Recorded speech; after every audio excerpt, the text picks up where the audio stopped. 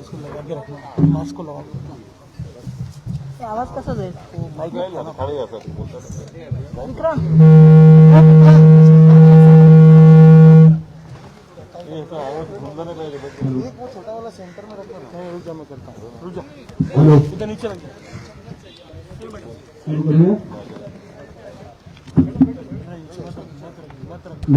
मत रख नीचे, ऊपर रख भाई।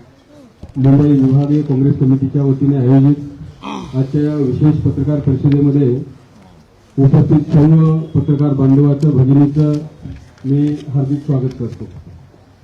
आजच्या पत्रकार परिषदेला संबोधित करण्यासाठी मुंबई काँग्रेसच्या सन्माननीय अध्यक्षा लोकप्रिय खासदार वर्षाताई गायकवाड, अखिल भारतीय काँग्रेस समितीचे सन्माननीय सचिव आणि तेलंगणा राज्याचे प्रभारी मुंबई काँग्रेसचे मुख्य प्रवक्ते सचिन सावंतजी, माजी मंत्री माजी आमदार सन्माननीय मदन चव्हाणजी, युवा नेते आणि आमचे प्रवक्ते अखिलेश यादवजी, हरगोविंद सिंहजी, विक्रम सिंहजी, तसेच माजी नगरसेवक मोहसिन नगरजी, अजंता यादवजी, रोहिंजी, विनय गजाली या सर्वांचे स्वागत करतो।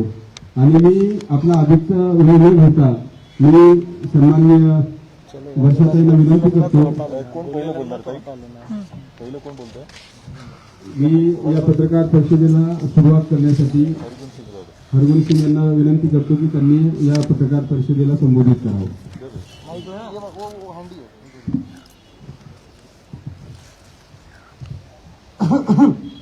सभी का सांस आ रही है कि नहीं? स्टॉप चोकिंग मुंबई, जिस विषय के ऊपर आज हमारी ये स्पेशल प्रेस कॉन्फ्रेंस रखी गई है, जिस तरीके से आप सभी देख रहे हो मुंबई की एयर क्वालिटी की जो मात्रा है वो पिछले कई हफ्तों से बद से बदतर होती जा रही है। पिछले 3 हफ्ते के अंदर कई इलाकों के अंदर एयर क्वालिटी इंडेक्स मुंबई का 300 तक टच किया। ये एक इमरजेंसी, पब्लिक हेल्थ इमरजेंसी होते हुए हमको बीएमसी और सरकार से कोई जवाबदारी तो नहीं मिल रही, जवाबदेही तो नहीं मिल रही, बट हमें बीएमसी की चुप्पी दिखाई दे रही है। साफ हवा ये हर एक नागरिक का, हर एक मुंबईकर का अधिकार है, जो हमसे डे बाय डे, दिन ब दिन छीना जा रहा है। मुंबई का गरीब से गरीब व्यक्ति से लेकर अमीर से अमीर व्यक्ति एयर क्वालिटी इंडेक्स बिगड़ने की वजह से अफेक्टेड दिखाई दे रहा है। हॉस्पिटलों में, प्राइमरी हेल्थ केयर सेंटर्स में और दवाई की दुकानों से जब आप डेटा निकालेंगे तो रेस्पिरेटरी प्रॉब्लम्स ऑलरेडी पिछले 3 हफ्ते के अंदर मुंबई में बढ़ गई है। एक दो फैक्ट्स एंड फिगर्स मैं आपको बताना चाहूंगा कि देश के अंदर हर दिन 500 से अधिक बच्चे जो है रेस्पिरेटरी और एयर क्वालिटी इंडेक्स के खराब होने की वजह से, रेस्पिरेटरी डिजीज की वजह से अपनी जान गंवा देते हैं। मुंबई को एक ऐसी कैटेगरी में डाला जाता है जो नॉट वेरी पॉल्यूटेड कैटेगरी है। अगर नॉट वेरी पॉल्यूटेड कैटेगरी का शहर हमारा मुंबई आज लो एयर क्वालिटी इंडेक्स की वजह से बीमारियों की तरफ जा रहा है, तो मुझे नहीं लगता कि ये कोई सीजनल प्रॉब्लम है।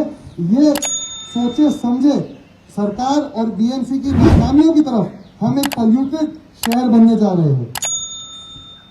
मेरा एक रिक्वेस्ट है बीएमसी से कि ये पब्लिक हेल्थ इमरजेंसी, सार्वजनिक स्वास्थ्य आपदा मुंबई में घोषित की जाए और जल्द से जल्द एक पब्लिक एडवाइजरी दी जाए, जिसके तहत बच्चों, बूढ़ों और पेशेंट्स को बताया जाए कि किस तरीके से उन्हें एयर क्वालिटी इंडेक्स को टैकल करना है। धन्यवाद। Thank you.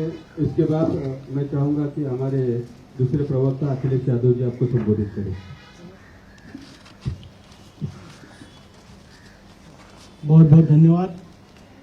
आज की प्रेस कॉन्फ्रेंस पर उपस्थित हम सभी की नेता आदरणीय वर्षाताई गायकवाड़ जी, स्पोक्स पर्सन सचिन सावंत जी, तमाम मेरे वरिष्ठ नेतागण जो यहाँ पर मौजूद हैं। आज की जो ये प्रेस कॉन्फ्रेंस है, ये एक अलार्म है। आपको पीछे बैकड्रॉप पर दिख रहा होगा, स्टॉप चोकिंग मुंबई। मुंबई को चोक किया जा रहा है और ये जानबूझकर किया जा रहा है। कैसे किया जा रहा है मैं आपको बताता हूं। मुंबई एक बड़ा शहर है, दुनिया का शहर है, लेकिन एक्यूआई के मामले में ये बड़े शहरों से बहुत पीछे है। मुंबई शहर में कंटिन्यू कंस्ट्रक्शन के काम हो रहे हैं। बीएमसी ने एक साल में 12,000 से ज्यादा कंस्ट्रक्शन कामों पर नोटिस भेजा है, 3,000 से ज्यादा कामों पर स्टॉप वर्क भेजा है, लेकिन इसमें अभी तक कोई सुधार नहीं हुआ है। उसका जो नतीजा है, आज मुंबई का जो इस वक्त एयर क्वालिटी इंडेक्स है वो लगभग 160 से ज्यादा है। क्या मुंबईकर जो टैक्स भर रहा है वो डिजर्व नहीं करता कि उसको एक साफ सुथरी हवा मिले? क्या मुंबईकर ये डिजर्व नहीं करता कि उसको एक अच्छा माहौल मिले, उसके बच्चों को अच्छी सेहत मिले? आज जो ये भ्रष्ट बीएमसी और ये भ्रष्ट सरकार है, उसके खिलाफ मुंबई कांग्रेस यहां पर स्टॉप चोकिंग मुंबई नाम से ये प्रेस कॉन्फ्रेंस कर रही है और इसको आगे बढ़ाने जा रही है। साथियों, जो मसला है जगह जगह पर, चाहे वो कचरों को जलाने का मसला है, चाहे वो कंस्ट्रक्शन कामों को लेकर के किया गया मसला है, आज हर जगह पर ये किसकी वजह से हो रहा है? ये बीएमसी के भ्रष्ट अधिकारियों की वजह से हो रहा है, क्योंकि वो नोटिस तो भेज रहे हैं लेकिन काम जो चल रहा है कंस्ट्रक्शन का उसको रुकवा नहीं पा रहे हैं, जिसकी वजह से ये जो पोल्यूशन है वो दिन ब दिन बढ़ता जा रहा है। दिल्ली की स्थिति क्या है? दिल्ली का जो एक्यूआई है वो 400, 500, 800 पहुंच चुका है और जल्दी ही ये जो सरकार है, ट्रिपल इंजन सरकार, लगता है कि मुंबई को भी दिल्ली की तरह डेवलप करने पे लगी हुई है। यहाँ का जो एक्यूआई है उसको 800 पे ले जाने पे लगी हुई है। तो हम सब यहाँ पर आए हैं मुंबई करों के स्वास्थ्य की लड़ाई लड़ने के लिए, मुंबई करों के स्वास्थ्य की लड़ाई लड़ने के लिए, उनके हक की लड़ाई लड़ने के लिए। धन्यवाद। थँक्यू अखिलेशजी। यानंतर मी विनंती करतो आमच्या सन्माननीय अध्यक्ष वर्षाताई गायकवाड यांना की त्यांनी आपल्याला संबोधित करावं। सर्वप्रथम मी आपल्या सगळ्यांचं या ठिकाणी धन्यवाद व्यक्त करते, कारण आपल्या सगळ्यांसमोर हा ज्वलंत असा प्रश्न निर्माण झालेला आहे आणि हा जो प्रश्न निर्माण झालाय हा जनजीवनाशी थेट परिणाम करणारा असा हा प्रश्न निर्माण करणार आहे आणि सगळ्यात महत्त्वाची गोष्ट म्हणजे मुंबईच्या भविष्याशी निगडीत असा हा प्रश्न आहे। आणि म्हणून हा प्रश्न आहे कुठला, तर मुंबईमध्ये होणाऱ्या वायू प्रदूषणाचं वाढतं प्रमाण आणि त्यामुळे निर्माण होणारं मुंबईमध्ये संकट, हा प्रश्न आपल्या सगळ्यांसमोर आता मोठ्या प्रमाणात आलेला आहे। खरं तर आपण बघतो की आपल्या या महानगराची जी अवस्था आहे ही बहुतेक भागामध्ये जर आपण बघितलं तर याचा जो एक्यूआय आहे हा 150 ते 200 आहे, म्हणजे तो अस्वस्थ करणारा श्रेणीमध्ये येतो, म्हणजे तो अनहेल्दी श्रेणीमध्ये येतो। आपण काही ठिकाणी बघितलं मधल्या काळामध्ये देवनार असेल, वडाळा असेल, अशा ठिकाणी हा एक्यूआय जो आहे तो 300च्या पुढे सुद्धा गेलेला आहे, जो की धोकादायक आहे, हजार्डस आहे असं सुद्धा त्या ठिकाणी आपल्या सगळ्यांना माहिती आहे की त्या श्रेणीमध्ये येतो। आणि या सगळ्यामध्ये आपण जर बघितलं, आज आपण सामान्य नागरिक जे मुंबईचे आहोत, आज जो आपण श्वास घेत आहोत हा आरोग्यासाठी किती धोकादायक आहे याची हे आपल्या समोर आम्ही आज दाखवत आहोत की जे एक्यूआय आपण बघतो आहोत, सातत्याने आपण 4 महिन्यामध्ये बघत आहोत की प्रत्येक एरियामधले आजचा सुद्धा तुम्ही बघाल की एक्यूआय सातत्याने जे आहे तो मुंबईचा वाढत आहे। जसं अखिलेश यादवजींनी सांगितलं की आता आपली बरोबरी आपण दिल्लीशी करतोय की काय, अशी परिस्थिती त्या ठिकाणी निर्माण झालेली आहे। आपण 300च्या 80 पर्यंत जातोय की 300 वरून 400 वरती, अशी परिस्थिती त्या ठिकाणी निर्माण झालेली आहे। PM 2.5 आणि PM 10 च्या सूक्ष्म धूळ कणामुळे आज काय झालेलं आहे, जागतिक आरोग्याच्या मानकामध्ये आपण दुपटी तिपटीने त्या ठिकाणी जी आहे ती वाढ झालेली आहे आणि जी चिंताजनक आहे। आज जर आपण सगळी महानगर घेतली तर त्या महानगरामध्ये अनेक दिवसापासून देशामध्ये मुंबई हे एक महानगर आहे जे आपण जाणू इच्छित शकते मी की सर्वाधिक प्रदूषित असं शहर झालेलं आहे आणि ही खूप चिंताजनक अशी बाब झालेली आहे. मला या ठिकाणी सांगायला पाहिजे की दोन्ही आमच्या सदस्य हरगुण जी आणि अखिलेश यादवजी यांनी सांगितलं की आपण बघतो की बांधकाम मोठ्या प्रमाणामध्ये ते सुरू आहे. त्याच्यामुळे बांधकामाची धूळ, गाडीचा धूर, त्याचबरोबर वातावरणातली अस्थिरता आपण बघतो सातत्याने क्लायमेट चेंज होत आहे. आरएमसी प्लॅन जे आहे त्याच्यामध्ये मोठ्या प्रमाणामध्ये जे आहे ते योग्य नियमाचं त्या ठिकाणी पालन होत नाहीये. आणि आता जे रिपोर्ट आले ते लँडसेट आणि एअर क्वालिटी लाईफ इंडेक्स यांच्या संशोधनानुसार वायू प्रदूषणामुळे मुंबईकराच्या सरासरी जीवनामध्ये काय फरक होतोय तर 3 ते 7 वर्षाची त्या ठिकाणी जी आहे ती घट होत आहे. ही खूप मोठी गोष्ट आहे. आणि मला सांगायचं आहे की देशभरामध्ये जर आपण बघितलं तर हवा प्रदूषणामुळे दरवर्षी जे आहेत ते 17 लाख लोकांचा मृत्यू होत आहे. आणि हार्वर्ड युनिव्हर्सिटीच्या अभ्यासानुसार एकट्या मुंबई शहरामध्ये 5100 मुंबईकर प्रदूषणामुळे मरण पावतात. आज आपण मुंबईमध्ये सगळेजण बघत आहोत की आपल्या आजूबाजूला खोकणारी मंडळी दिसत आहेत. श्वसनाचे आजार होणे, दमा, आणि आता आपण पाहायला लागलो की हृदय विकाराच्या झटक्यामुळे माणसं मरत आहेत. त्याची कारण काय आहेत? ही प्रमाण मोठ्या प्रमाणामध्ये वाढलेलं आहे. हे सुद्धा याचं कारण जे आहे ते वायू प्रदूषणाशी त्या ठिकाणी निगडीत आहे. मला सांगायला पाहिजे की लहान मुलं असतील, वयोवृद्ध लोक असतील, श्वसनाचे आजार असलेले पेशंट असतील, यांच्यासाठी तर हे वातावरण जे आहे ते खूप धोकादायक असं वातावरण आहे. आणि म्हणून या संदर्भामध्ये आज आम्ही ही ठिकाणी जी आहे ती आम्ही प्रेस कॉन्फरन्स घेत आहोत. याच्या माध्यमातून आम्ही हे गहन प्रश्न मुंबईकरांचे आम्ही उपस्थित करत आहोत. आणि आम्हाला अपेक्षा आहे उद्या आम्ही या संदर्भामध्ये अजून एक घेणार आहोत ज्याच्यामध्ये आम्ही काँग्रेस पक्षाचा जो या विषयावरचा मॅनिफेस्टो आहोत तर उद्या आम्ही जाहीर करणार आहोत. पण अपेक्षा आहे की मुंबई महानगरपालिकेच्या माध्यमातून आम्ही जे येणाऱ्या काळामध्ये एक सशक्त, दीर्घकालीन, वैज्ञानिक Mumbai clean air action plan घेऊन आम्ही त्या ठिकाणी येणार आहोत. आणि त्या संदर्भामध्ये आम्ही आपल्याशी उद्या या ठिकाणी बोलू. पण आज जी परिस्थिती आपल्या सगळ्यांना माहिती आहे की मुंबईकरांचा प्रत्येक श्वास हा धोकादायक आहे आणि प्रत्येक श्वासाला त्या ठिकाणी कुठल्याही तऱ्हेचं व्यवस्थापन ट्रिपल इंजिन सरकारच्या माध्यमातून होताना दिसत नाही, डबल इंजिन सरकारच्या माध्यमातून होताना दिसत नाही. हे दुर्भाग्यवश आहे. मुंबई महानगरपालिकेने या संदर्भामध्ये कारवाई करणं आवश्यक होतं. राज्य सरकारने आम्ही आता या ठिकाणी मंत्री महोदय पंकजा मुंडे यांना सुद्धा पत्र लिहिणार आहे आणि मुंबईच्या आयुक्तांना सुद्धा लिहिणार आहे की मुंबईची ही परिस्थिती होत असताना, आज लोकांना इतका त्रास होत असताना सुद्धा राज्य सरकारच्या वतीने आणि मुंबई महानगरपालिकेच्या वतीने त्या ठिकाणी कुठल्याही तऱ्हेची कारवाई होताना दिसत नाहीये. हे मला या ठिकाणी खेदाने सांगावं लागेल. आणि म्हणून उद्या या ठिकाणी मुंबई काँग्रेसच्या वतीने आम्ही आपल्या सर्वांना निमंत्रित करू. उद्या सकाळचं आपल्याला सगळ्यांना बोलवलं जाईल आणि त्या ठिकाणी मुंबईच्या जनतेसाठी जो आहे प्रदूषणाला कशा मुक्त करता येईल यासाठी जसं मी सांगितलं की एक सशक्त, दीर्घकालीन आणि वैज्ञानिक दृष्टीवादी जो आहे तो Mumbai clean air action plan आणि मॅनिफेस्टो या ठिकाणी सादर केला जाईल. धन्यवाद. यानंतर सन्माननीय सचिन सावंत साहेब बोलतील. तर पुढे एक छोटीशी सूचना आहे की तुमचे जे काही प्रश्न असतील सावंत साहेब बोलून झाल्यानंतर मग आपण घेऊया सगळ्यांचे. सावंत साहेब. आज अत्यंत गंभीर अशा विषयावरती मुंबई काँग्रेसनं वर्षाताई गायकवाड यांच्या नेतृत्वाखाली वाचा फोडण्याचा प्रयत्न केला. गेल्या काही वर्षांमध्ये हवेची गुणवत्ता इतकी ढासळलेली आहे की एका पर्यावरण निरीक्षण करणाऱ्या संस्थेच्या अहवालानुसार 22% हवेची गुणवत्ता ही खालावलेली.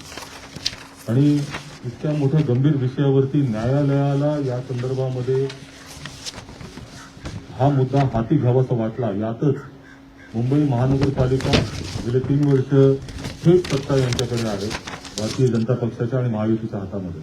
नगरविकास खातं त्या ठिकाणी एकनाथ शिंदेजींकडे आहे आणि प्रशासकाची नियुक्तीपासून सगळे अधिकार हे मुख्यमंत्र्यांकडे आहे. आणि अशा परिस्थितीमध्ये त्यांना या संदर्भातली जबाबदारी टाळता येणार नाही. आणि न्यायालयानं ज्या वेळेला हा प्रकार हातामध्ये घेतला याचा अर्थ सगळ्यात मोठं अपयश हे सरकारचं आणि महानगरपालिकेचं आहे. आणि या तिन्ही नेत्यांचं त्या ठिकाणी थेट अपयश आहे की न्यायालयाला ही भूमिका बजावावी लागते, ती आता अधोरेखित होते. त्यामुळे आज मुंबईकरांना ज्या परिस्थितीमधनं सामोरं जावं लागतंय त्याला जबाबदार हे महायुती सरकार आहे, यात कुठल्याही तऱ्हेची शंका नाही. आणि सगळ्यात महत्वाचं म्हणजे या इतक्या गंभीर मुद्द्यावरती या सरकारकडे कुठलंही धोरण नाहीये.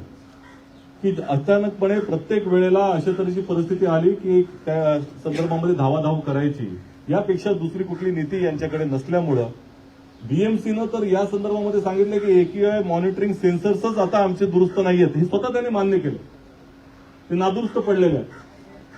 आणि सकाळी तुम्ही जर चाललात तर संपूर्ण या साऊथ मुंबई मधला जो परिसर आहे तिकडे तुम्ही जाती बिल्डिंग दिसत नाही, इतक्या पद्धतीचं त्या ठिकाणी धूर आणि ज्या धुकं आणि ते प्रदूषणयुक्त धुकं आहे हे समोर दिसतंय. आणि कालच तुम्ही पाहिलं की मुंबईमध्ये सातत्यानं, आता ताईंनी देखील त्याच्याबद्दल चर्चा केली की जे डम्पिंग ग्राउंड आहे त्याच्यामध्ये सतत आगी लागतात, त्यावेळेला तर AQI इंडेक्स फार मोठा त्या ठिकाणी प्रमाणामध्ये वाढतो. कालच कांजूरमागच्या डम्पिंग ग्राउंडला आग लागलेली आहे, 5 तास लागले त्यांना त्या ठिकाणी बुजवायला ती आगीला, आणि त्यातनं किती मोठ्या त्या प्रमाणामध्ये प्रदूषणामध्ये भर पडलेली आहे याची जबाबदारी कोण घेणार. आणि आमचा थेट आरोप आहे की बिल्डरांच्या बरोबर यांचं साठलोटा आहे या सरकारचं. हे जे काही सगळ्या मुंबईला लुटण्याचं काम चालू आहे, बिल्डरांच्या माध्यमातून अशा पद्धतीचा जो काही त्यांना जी निवडणुकीला किंवा त्यांच्या स्वतःच्या हितासाठी जो काही खर्च मिळतो त्यातनं याच्यावरती नियंत्रण आणण्याची मानसिकता यांची नाही. आणि त्यामुळे केवळ थातूरमातूर स्टॉप वर्कच्या नोटिसा द्यायच्या आणि त्यातनं नंतर आपली जबाबदारी टाळून द्यायची, पुन्हा त्यांचे प्रमाण चालू होणार आहे. प्रदूषणाचे सगळेच त्या ठिकाणी नियम जे आहेत प्रदूषण मुक्त करण्यासाठी किंवा प्रदूषणावरती नियंत्रण मिळवण्यासाठी त्याचे सगळे त्या ठिकाणी धूळदाण उडवली जाते आहे, ही वस्तुस्थिती आहे. आणि म्हणूनच या संदर्भामध्ये मुंबई काँग्रेसच्या वतीनं उद्या जो जाहीरनामा आम्ही या विषयावरती, प्रदूषणाच्या विषयावरती, मुंबईकरांच्या जीवनाच्या निगडीत असलेल्या विषयावरती जाहीर करणार आहोत. आणि त्यामध्ये ह्या सरकारला करता आलेलं नाही ते आम्ही करून दाखवू. मुंबई काँग्रेस ही या मुंबई महानगरपालिकेच्या निवडणुकीच्या माध्यमातून जनतेला आश्वासन देऊ इच्छिते की आमच्याकडे याच्याबद्दल ठोस कार्यक्रम आहे, ठोस नीती असणार आहे, आणि जे काही करणार आहोत ते आम्ही उद्या जाहीरनाम्याच्या, या प्रदूषणाच्या विषयावरच्या जाहीरनाम्याच्या माध्यमातून तुमच्यासमोर आणणार आहोत. धन्यवाद.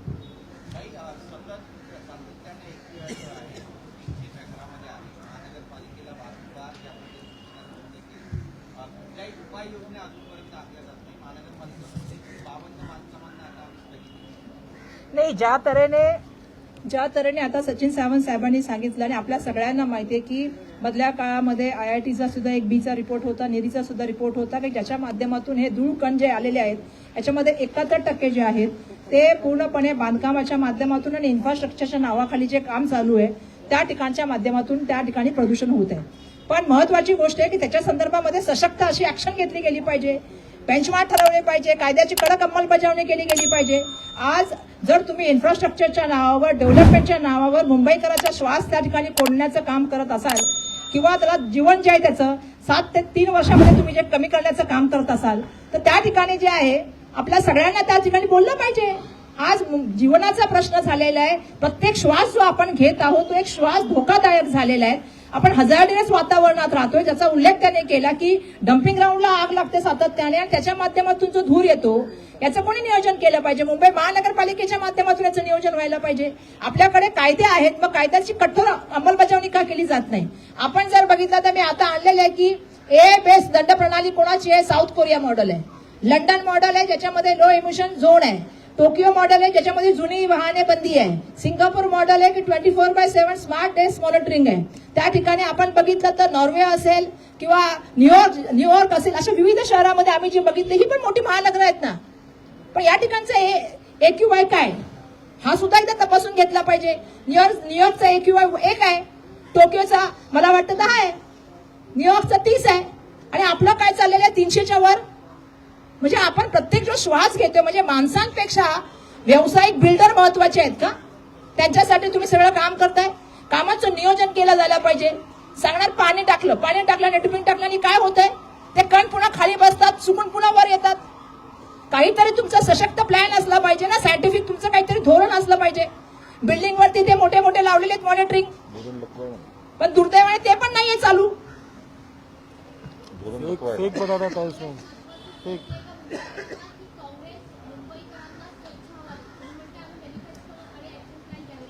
बिलकुल आम्ही तसं जाहीर करणार आणि त्यानुसार आम्ही ऍक्शन पण घेणार. असं आहे की आमचं धोरण असं लकवं धोरण नाही आहे. आणि व्यावसायिकांना धोरण नाही आमचं जनतेला बांधिलकी आमची, आणि जनतेच्या साठी आम्ही या ठिकाणी काम करण्याचं काम करू. प्रत्येक मुंबईकराला मोकळा आणि स्वच्छ श्वास या ठिकाणी घेता आला पाहिजे, ही आमची मनापासूनची इच्छा, आणि तो त्याचा मूलभूत अधिकार आहे. तुम्ही लोकांच्या श्वासावर सुद्धा बंदी करून टाकली. हे कसलं सरकार आहे? तुम्ही विचार करा, दमा असलेले व्यक्ती किंवा ज्यांना काही हार्टचा त्रास असेल किंवा जे वयोवृद्ध लोक आहेत, श्वसनाचे ज्यांना विकार आहेत, लहान मुलं आहेत, काय चाललंय हे? तुम्ही त्यांच्या जीवाशी खेळताय. आणि कोणासाठी खेळताय? व्यावसायिकांसाठी. इन्फ्रास्ट्रक्चरच्या नावाखाली तुम्ही लोकांचं जीवन धोक्यामध्ये घालू नका. त्याला एक सशक्त प्लॅन बद्दल एक तुम्ही गोष्ट करू शकता, ज्याच्या माध्यमातून म्हणून मी बाकीच्या देशाची पण काही मॉडेल सांगितले तुम्हाला, ती पाहिजे मी तुमच्याशी पण शेअर करते, आणि मला वाटतं आयुक्तांना ती मॉडेल माहिती असतील. हिंदीमध्ये पण बोला, आपण हिंदीमध्ये ह्याचा विषय परत हिंदीमध्ये बोलतील. हिंदीमध्ये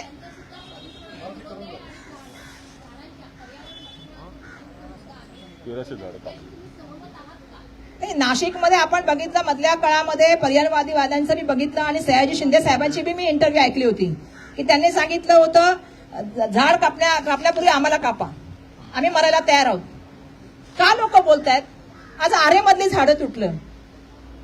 मला प्रश्न विचारायचा, किती लोकांनी बघितली जेवढी झाडं तोडली तेवढी झाडं लावतो असं सांगितलं मंत्री महोदय आणि गिरीश महाजन साहेबांनी, बरोबर आहे? एकाच्या बदल्यामध्ये 10 झाडं लावू.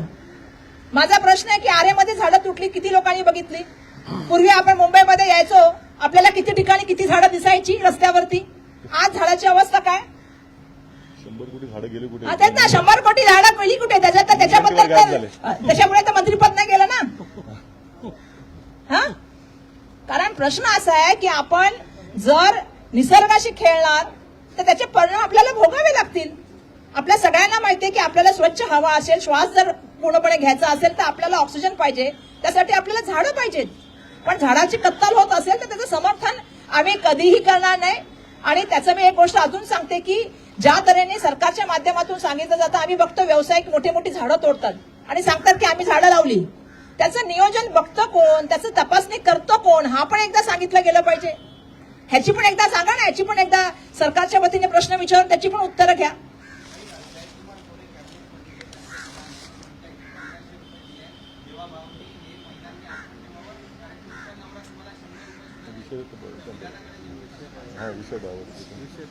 असं आहे की लाडकी बहीण योजना मुळातच ती जी आणली ती इलेक्शनला बघून आणली, आणि तुम्हाला सुद्धा सगळ्यांना माहिती आहे की सातत्याने त्याचे जे आहेत, मागील काळामध्ये पण त्यांच्या एका खासदाराने असंच सांगितलं होतं महाडिक साहेबांनी की तुम्हाला दिले नाही तर तुम्हाला आम्ही मतदान केलं नाही तर तुमचे पैसे बंद करू. म्हणजे हे पैसे आहेत कोणाचे? हे पैसे जनतेच्या आलेल्या काय म्हणतात कष्टाच्या घामाच्या पैशातून आलेले टॅक्स रुपी पैसे, जनतेचेच पैसे जनतेला वाटतायत, आणि ते वाटताना दम पण देत आहेत. हा, की तुम्हाला एवढे पैसे दिले, अरे ते पैसे तुमच्याकडे नाहीत बाबा, ते पैसे जनतेचे आहेत, जनतेच्या तिजोरीमधून चाललेत. त्यामुळे मला असं वाटतं की अशा विधान करणाऱ्या मंत्र्यावरती मुख्यमंत्र्यांनी कारवाई करावी.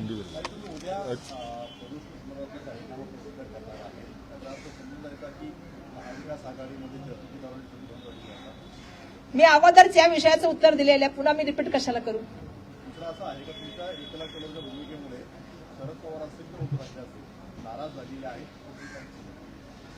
त्या संदर्भामध्ये मला कल्पना नाही, काही असेल तर ते मला त्याची कल्पना नाही. आणि मला असं वाटतं की प्रत्येक जण जे आहे ते ज्येष्ठ जे आहे ते राजकारणी आहेत, त्यांनाही माहिती आहे की प्रत्येक पक्षाची भूमिका काय, प्रत्येक पक्षाच्या कार्यकर्त्यांची भूमिका काय, आणि कार्यकर्त्यांनी एखादा निर्णय घेतल्यानंतर पक्ष तो निर्णय घेत असतो, हे त्याला त्याची कल्पना असावी. त्यांना बोल द्या. गरजा हिंदुस्तान चॅनलला सबस्क्राईब करा आणि ताज्या घडामोडी जाणून घेण्यासाठी बेल आयकॉनवर प्रेस करा.